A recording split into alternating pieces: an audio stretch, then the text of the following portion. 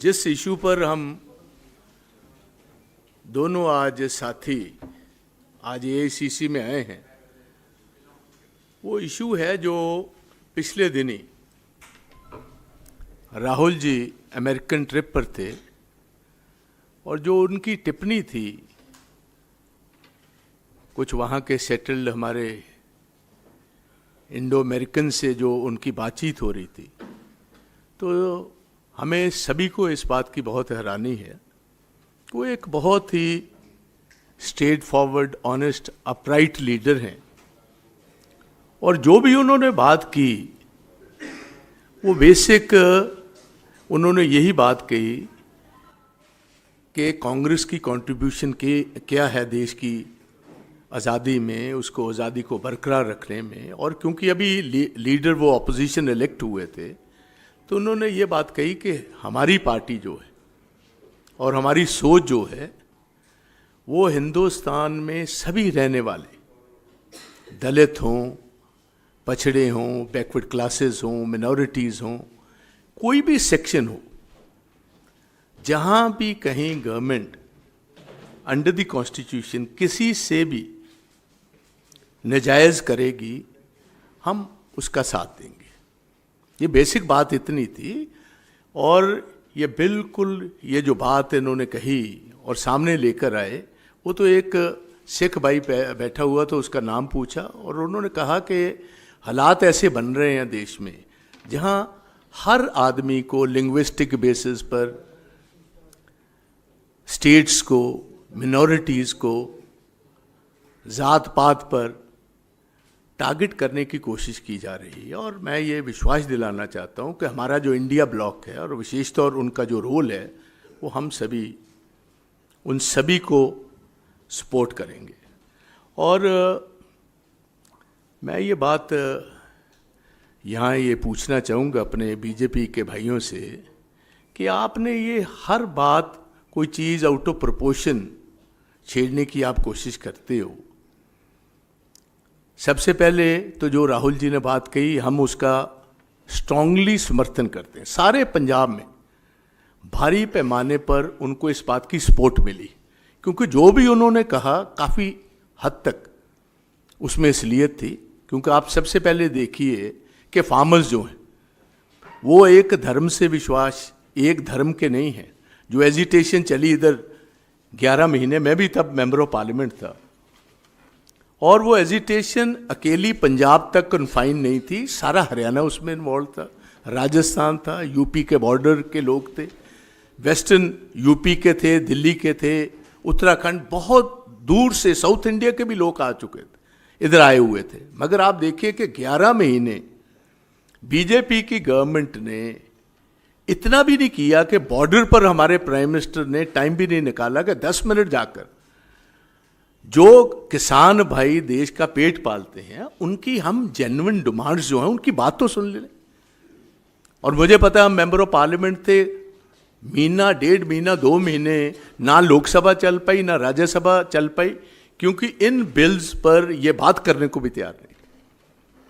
तो ये बात उन्होंने, और मुझे इस बात का अफसोस है कि आज हम काउंटर सवाल पूछते हैं इनके मंत्री पुरी साहब को, लालपुरा साहब को, एक और हैं दिल्ली के, इनके ताज़ी कांग्रेस के गए हुए भाजपा में, और एक हमारे कांग्रेस पंजाब से आकर इधर मंत्री बने हुए हैं, कि अब आप काउंटर सवाल कर रहे हो, कभी आपने तब तो आवाज़ उठाई नहीं जब ये बीजेपी के लीडर हमारे किसान भाइयों की, उनकी दस्तार की वजह से, उनकी पगड़ी की वजह से, जो इधर बॉर्डर्स पर बैठे हुए अपनी जेन्युइन डिमांड्स रख रहे थे, आप उनको खालिस्तानी बता रहे थे। और मैंने बोलते हुए तब भी कहा था प्राइम मिनिस्टर साहब से, प्राइम मिनिस्टर साहब, जिस हिसाब का व्यवहार आपकी सरकार और आप कर रहे हैं, हमें तो कई दफ़े ऐसे लगता है कि ये सेकेंड वर्ल्ड वॉर से पहले जो एडोल्फ हिटलर ने जर्मनी में किया था, ऐसे हालात आपने पैदा कर दिए। इर्द गिर्द भाप्ड फायरिंग लगा दी, उनके टेलीफोन के कनेक्शंस काट दिए गए, ये उनका पानी का कनेक्शंस काट दिया गया, और ऐसे कई आपको पता है। उसके बाद यूपी के एक इनके मिनिस्टर हैं जो मिनिस्टर ऑफ स्टेट थे, उनके लड़के ने कैसे किसान अपनी डिमांड रख रहे थे और बहुत सारे उनमें से हमारे सिख भाई थे, कैसे जीप के नीचे रोन दिए, 5-6 लोग मार दिए गए जी। और कितना लंबा अरसा हर पार्टी ने डिमांड रखी देश भर में कि आप मिनिस्टर से इस्तीफा दिलवाए, आपने कोई जवाब तक नहीं दिया। लास्ट मोमेंट तक उसको कंटिन्यू रखा आपके सामने जी। उसके बाद मैं बताना चाहता हूं, अब ऑफ लेट हमारे किसान भाई अब फिर आज से 4-5 महीने पहले पंजाब के दिल्ली में अपनी बात एक दफा फिर लाना चाहते थे, क्योंकि इन्होंने प्रॉमिस किया था। जब ये कानून इन्होंने वापस लिए थे तो इन्होंने चंद बातों का प्रॉमिस किया था। एक तो था कि हम एमएसपी देंगे, इसको लीगल गारंटी देंगे, और जिन लोगों ने दिल्ली में 8-9 महीने एजिटेशन की है उन पर जो नेशनल हाईवेज पर और इंडियन रेलवेज पर जो केसेस बने हम वापस लेंगे। कुछ और बातें भी थी। हरियाणा की गवर्नमेंट जो बीजेपी की खट्टर साहब की गवर्नमेंट, उन्होंने 5-5, 4-4 इंच के कील लगवा दिए वहां जी। आप मुझे बताओ कैसी ये डेमोक्रेसी है? ये आजादाना देश है। इसमें आप अपने किसानों को एक सेब पैसे चाहते थे। हमारे किसान और कुछ नहीं थे कर रहे, वो बस इतना चाहते थे कि हम आकर इधर जैसे पहले आए हैं, हम दिल्ली में आकर जंतर मंतर पर बैठेंगे, अपनी आवाज रखेंगे। वहां मुझे बहुत अफसोस से कहना पड़ता है, हरियाणा की पुलिस ने लाठीचार्ज भी किया, गोली भी बरसाई। एक नौजवान शुभकरण सिंह 21 साल का नौजवान फायर वेपन से वो मारा गया जी। 200 से ज्यादा किसान पटड़ हुए। और मैंने खुद as leader of the opposition एक पिल डाली हाई कोर्ट में, ऑनरेबल हाई कोर्ट ने उस पर फैसला करके जुडिशियल कमीशन बैठाया जी। तो ये जो वो बातें किसानों की रख रहे हैं, यहां सारे देश में कभी मणिपुर की बात कर रहे हैं, यहां आपके सामने ही है जम्मू कश्मीर की होंद को खत्म कर दिया जी। एक स्टेट थी, स्टेट को यूनियन टेरिटरी में बदल दिया। बात तो वो इतनी ही कर रहे हैं कि जहां डेमोक्रेसी खतरे में है, या कोई एथनिक ग्रुप्स बैठे हुए हैं, या दलित भाईचारा है, या ट्राइबल्स हैं, या मिनॉरिटीज हैं, उनके जहां भी इंटरेस्ट को प्रोटेक्ट नहीं किया जाएगा वो कांग्रेस करेगी और इंडिया ब्लॉक करेगा। मैं इधर चन्नी जी हमारे भाई इधर बैठे हुए हैं, मैं आज क्योंकि ये मौका मिला है मैं बात ये करना चाहता हूं। राहुल जी ने तो बस आइडेंटिटी की अभी बात ही की थी। पंजाब आप देखिए सबसे बड़ा कंट्रीब्यूटर है देश की आज़ादी में। उसके बाद देश का पेट पालने में जय जवान और जय किसान का नारा पंजाब लाल बहादुर शास्त्री जी का जो था, वो सबसे ज़्यादा अगर उसका असर था पंजाब में था। अब देखिए हमारी स्टेट का पिछले 2.5-3 साल से लगातार इकोनॉमिक ब्लॉकेड है। हमारा 7,000 करोड़ रुपया सूबे का जो है वो रूरल डेवलपमेंट का फंड रोक रखा है। हजारों करोड़ रुपए के हेल्थ के जो हमारे पैसे हैं वो रोक रखे हैं। हजारों करोड़ रुपए के हमारे एजुकेशन के पैसे रोक रखे हैं। और जो पंजाब का ट्रेडिशनल ट्रेड रूट था, सिल्क रूट जिसको कहते हैं, आप जितनी भी बाहर से इन्वेडर्स आए हैं, they always came via this land route. और आज पंजाब देखिए सारे जो जहां भी प्रफुल्लित सूबे हो रहे हैं उनके अपने पोर्ट्स हैं। पंजाब में कोई पोर्ट नहीं है, हमारे पास एक ड्राई पोर्ट ही है, वो अमृतसर है, गुरुओं की नगरी है। आपने 10 साल से उसको भी बंद करके रखा हुआ है। पंजाब को इकोनॉमिकली परेशान किया जा रहा है जी। तो ये सारी बातें जो हैं ये मैं सामने रखना चाहता हूँ। आप जो राहुल जी ने बात उठाई चन्नी जी, वो देश के सामने मैं ये भी बात रखना चाहता हूँ। आज से 15-20 दिन पहले 4 किसान लीडर तमिलनाडु में दिल्ली से फ्लाइट लेने के लिए टिकट्स हो चुकी थी, बोर्ड किया प्लेन। हमारे रिलीजियस सिंबल्स हैं, जैसे दस्तार है, हम पगड़ी जिसको कहते हैं, हमारा कड़ा है, ऐसे ही शॉर्ट करपान हम ऊपर से डालते हैं। उन आदमियों को प्लेन में अभी तक कभी ये नहीं हुआ कि हिंदुस्तान में किसी ने फ्लाइट पर रिलीजियस हमारे सिंबल्स की वजह से उनको फ्लाइट से उतार दिया गया जी। किसानों की एक मीटिंग में आपने ये वाइडली रिपोर्टेड था सारे जी, दिल्ली के एयरपोर्ट से उनको नीचे उतार दिया गया जी। जहाँ तक मैं समझता हूँ कि ये दिल्ली के लीडर ने जो राहुल जी को ये बात कही उसका भी मैं समझता हूं हमारा डायरेक्ट चार्ज है कि ये बीजेपी की गवर्नमेंट ने जो उसने ये बात कही हम उसको कंडेम करते हैं, क्योंकि सिख परंपराओं के खिलाफ है ये बात। हमारे गुरुओं ने हमेशा सर्वध के भले की बात की, मानस की जात सब एक ही पहचान वो। आप एक नौजवान लीडर को, जो leader of the elected leader of the opposition है, विद कैबिनेट रैंक है, जितनी इनकी पार्टी के पास है उनसे चंद मेंबर कम है इंडिया ब्लॉक में, आप उनको मारने की धमकी दे रहे हो, फिजिकली एलिमिनेट करने की धमकी दे रहे हो।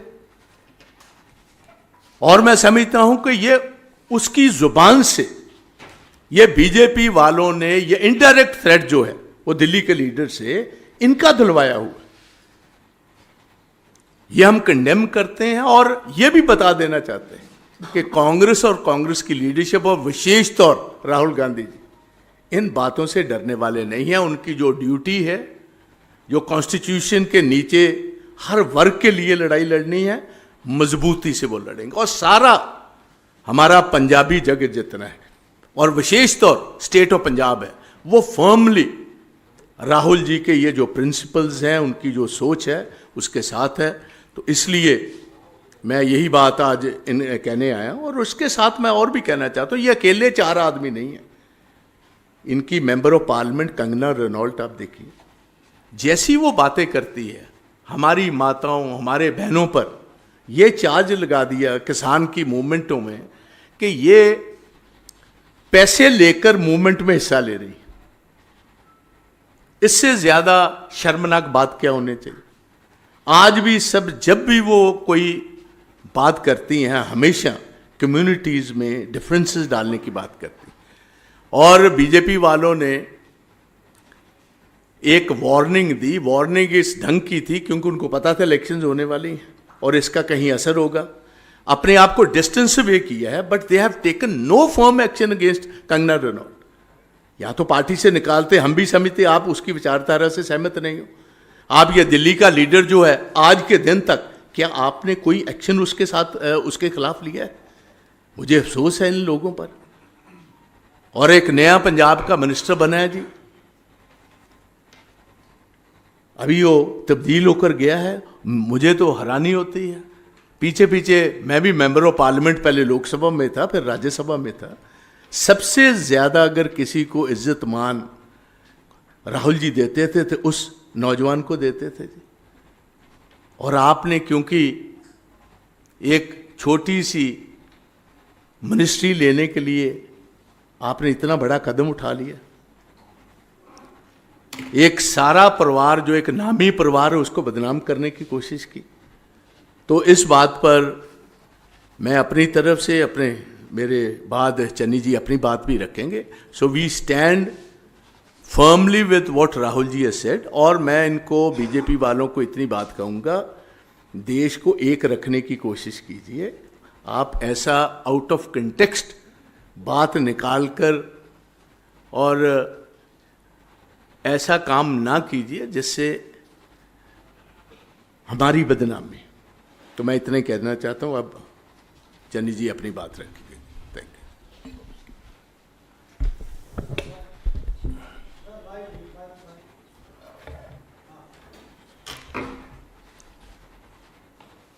आप सबका धन्यवाद। सरदार प्रताप सिंह बाजवा जी ने लगभग सारी बात रख दी है, फिर भी इन्होंने मुझे कहा है तो मैं इसमें कहना चाहता हूं कि राहुल जी ने कहा क्या है। राहुल जी ने बोला है, एक सिख नौजवान को संबोधन करते हुए उन्होंने कहा, fight is about whether he as a Sikh is going to be allowed to bear his turban in India, or he as a Sikh is going to be allowed to bear kara in India, or he as a Sikh is going to be allowed to go to Gurdwara in India. And thus that's what the fight is about, and not just for him, for all religions. उन्होंने चिंता जाहिर की है कि जिस तरीके से देश में दलित, SC, ST, OBC और मिनॉरिटीज़ को ट्रीट किया जा रहा है और जिस तरीके से इनके खिलाफ एक जहाज छेड़ा हुआ है बीजेपी ने हर तरीके से, आने वाले समय में ऐसा होगा या हो सकता है कि सिखों को टर्बन पहनने की भी अनुमति ना हो। क्या वो होगी या नहीं होगी, ये चिंता जाहिर की है और ये एक वैलिड चिंता है। उन्होंने सिक्खी की बात की है, सिखों के हक में बात की है, हम उनकी सराहना करते हैं। और जिस तरीके से उन्होंने सिख धर्म के प्रति अपनी श्रद्धा दिखाई और श्री हरमंदिर साहिब में जाकर सेवा भी की है, अक्सर जाते हैं, उससे सिख उनसे प्रभावित हैं। और ये जो जहाद अब जिस तरीके से बीजेपी इस उनकी जो स्टेटमेंट है इसको मिस इंटरप्रेट कर रही है, वो एक्चुअली क्या है, वो ये नहीं कह रहे हैं कि जी ये बाहर जाकर बोला है इसलिए बदनाम हो गए हम। एक्चुअली उनको तकलीफ ये है कि राहुल गांधी जी ने सिखों के हक में बोला है। तकलीफ ये है कि इन्होंने सिखों के हक में क्यों बोला, इसलिए लड़ाई दूसरी तरफ से बनाकर सिखों को बदनाम करने की कोशिश की जा रही है और राहुल गांधी जी को बदनाम करने की कोशिश की जा रही है। जो उन्होंने चिंता जाहिर की है वो जायज़ है और उसके बहुत सारे उदाहरण भी दिए जा सकते हैं मिनॉरिटीज़ में, दलितों में, ST, OBC में, कि किस तरीके से मौजूदा सरकार इनको दबा रही है और किस तरीके से इनके साथ व्यवहार किया जा रहा है। जो भी किसानी की बात करता है, जो पंजाब की बात करता है, जो सिखों की बात करता है, जो मिनॉरिटी की बात करता है, जो SC, ST की बात करता है, उसको या खालिस्तानी कहा जाता है या देश विरोधी कहा जाता है। ये कोई नई बात नहीं है। अगर राहुल जी ने कहा है तो पूरा पंजाबी लोग और हम सिख लोग उनके साथ हैं और हम उनकी सराहना करते हैं। He framed these issues as part of broader struggle for religious freedom in India. So Rahul ji ने जो बोला है हम उसके साथ हैं और बीजेपी सिखों की भावनाओं के साथ खेलना बंद करे। कुछ ऐसे सिख जो गद्दार तरीके से काम करते हैं बीजेपी में जाकर, उनको आगे खड़ा करके राहुल गांधी जी के जिस तरीके से खिलाफ बोला जा रहा है और धमकियां दी जा रही हैं और जान से मारने तक की धमकियां दी गई हैं, ये देश की डेमोक्रेटिक सिस्टम के लिए अच्छा नहीं है।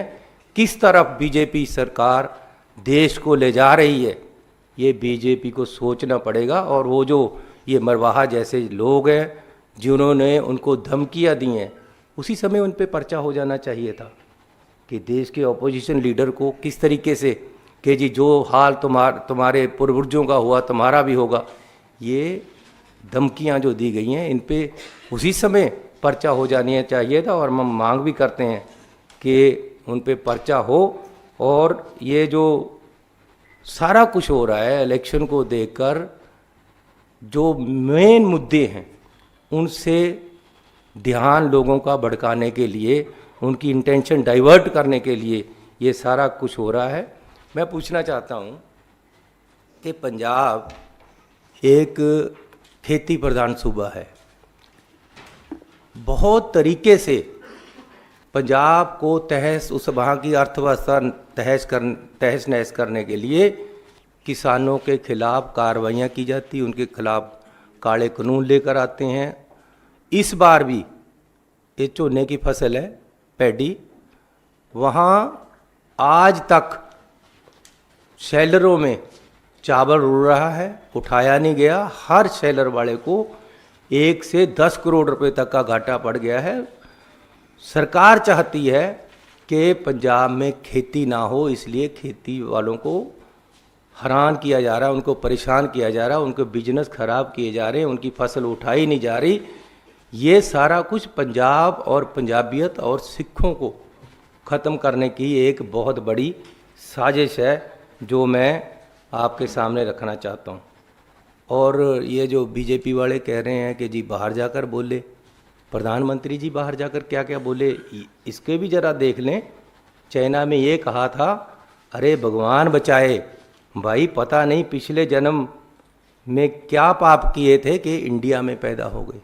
ये मैंने नहीं बोला, ये बीजेपी के उस समय प्रधानमंत्री हैं जो आज, उन्होंने बोला हुआ था बाहर चाइना में जाकर। चाइना भी बाहर का देश है, बात अंदर और बाहर की नहीं है। आज मीडिया इतना है कि आप यहाँ बात करो या बाहर बात करो, बात तो चारों तरफ फैलती। बात ये है कि उसका बात का मतलब क्या है। मतलब ये है कि आने वाले समय में मिनॉरिटीज़ को देखने के लिए भी कांग्रेस पार्टी उनके साथ खड़ी है। और राहुल जी ने जो सिखों के हक में बात की है, सिख उससे आभारी है और हम उनके जो बयान है उसके साथ हैं। धन्यवाद।